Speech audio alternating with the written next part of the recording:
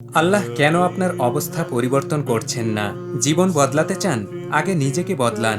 আল্লাহ বলেন, নিশ্চয়ই আল্লাহ কোনো জাতির অবস্থা পরিবর্তন করেন না যতক্ষণ না তারা নিজেদের অবস্থা নিজেরা পরিবর্তন করে। পরিবর্তন আমরা সবাই চাই। অভাবী চাই সচ্ছলতা, অস্থির হৃদয় চাই প্রশান্তি, পাপী চাই ক্ষমা, হতাশ মানুষ চাই নতুন একটা শুরু।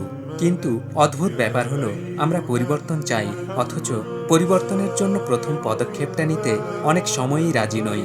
আমরা ভাবি একদিন হয়তো সব ঠিক হয়ে যাবে, সময় বদলাবে, পরিস্থিতি বদলাবে, জীবন বদলাবে, কিন্তু সেই একদিন আর আসে না।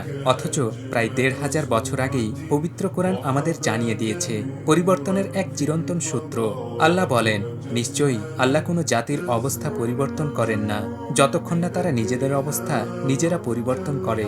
পরিবর্তন বাইরে থেকে শুরু হয় না, পরিবর্তন শুরু হয় ভেতর থেকে। আপনি যদি জীবনে কিছু বদলাতে চান, তাহলে প্রথম প্রশ্নটা হওয়া উচিত, আমি নিজে কি বদলেছি? শুধু পরিস্থিতিকে দোষ দিলে হবে না, শুধু ভাগ্যের দিকে তাকিয়ে থাকলেও হবে না, কারণ চেষ্টা বান্দার দায়িত্ব, ফলাফল আল্লাহর হাতে। আল্লাহ বলেন, যে আল্লাহকে ভয় করে তিনি তার জন্য উত্তরণের পথ বের করে দেন এবং তাকে এমন জায়গা থেকে রিজিক দেন যা সে কল্পনাও করতে পারে না। ধরুন, আপনি জীবনে সচ্ছলতা চান, কিন্তু চাকরি খোঁজার চেষ্টা করছেন না, নিজের দক্ষতা বাড়াচ্ছেন না, নতুন কোনো সুযোগ খুঁজছেন না, শুধু দোয়া করছেন, আল্লাহ আমার রিজিক বাড়িয়ে দিন। দোয়া অবশ্যই করতে হবে, কিন্তু দোয়ার পাশাপাশি উপায়ও অবলম্বন করতে হবে। আর রিজিকের ক্ষেত্রে শুধু আয় বাড়ানোই নয়, হালাল উপার্জন, তাকওয়া, শুকরিয়া এবং দানও গুরুত্বপূর্ণ। আল্লাহ বলেন, তোমরা যদি কৃতজ্ঞ হও তবে অবশ্যই আমি তোমাদের আরও বাড়িয়ে দেব।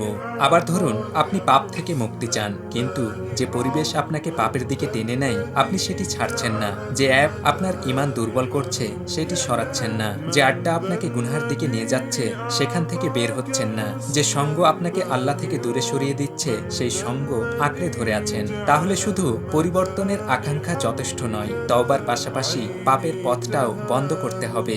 ভালো সঙ্গ বেছে নিতে হবে, নিজেকে সংশোধন করতে হবে, আর প্রতিদিন একটু একটু করে আল্লাহর দিকে ফিরতে হবে।